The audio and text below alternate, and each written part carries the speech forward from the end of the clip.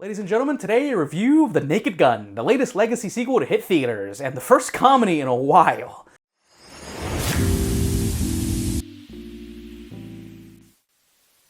I'm not gonna bury the lead here. I had a great time at this movie. I definitely laughed out loud at tons of moments. My theater laughed out loud in tons of moments, and that felt weird because it has been a really long time since I've seen a comedy in the theaters, which is kind of wild to me.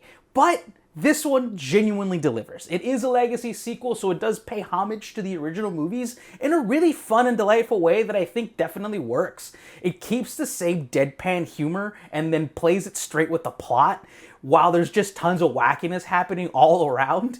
And I think that it works really well here. Liam Neeson is a fantastic choice for this movie. He actually has some really good comedic chops here.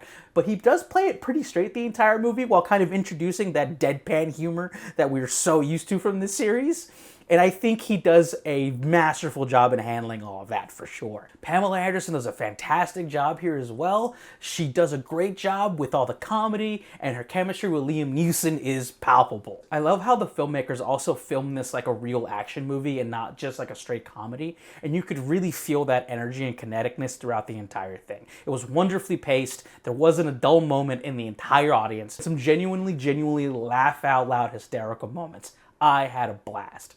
I think the plot and story are surprisingly well done here. And I think that the filmmakers here did a really good job of kind of balancing those two elements in a way that I thought was really masterfully done. These are the Lonely Island guys, by the way, who also did the Chickmucks movie a few years back, and I thought that one was also wonderful as well. I'm glad these guys had the opportunity to redo these movies specifically. They're such a specific kind of comedy that definitely caters to those guys' sensibilities for sure. I also want to shout out Danny Huston, who plays the villain in this movie. He kind of plays an Elon Musk billionaire type, and he does a fantastic job. The guy does play a lot of villains for a reason. I do love how he kind of does the same thing that other villains in this series do, where they are completely straight and even point out the fact that everyone else is living in a strange reality. I thought that aspect of it was just hilarious. Again, they do their best to kind of match the energy of the original movies, but bring it into the 21st century, and it's just so well done that it truly does feel like a sequel, but it also pays homage to the original movies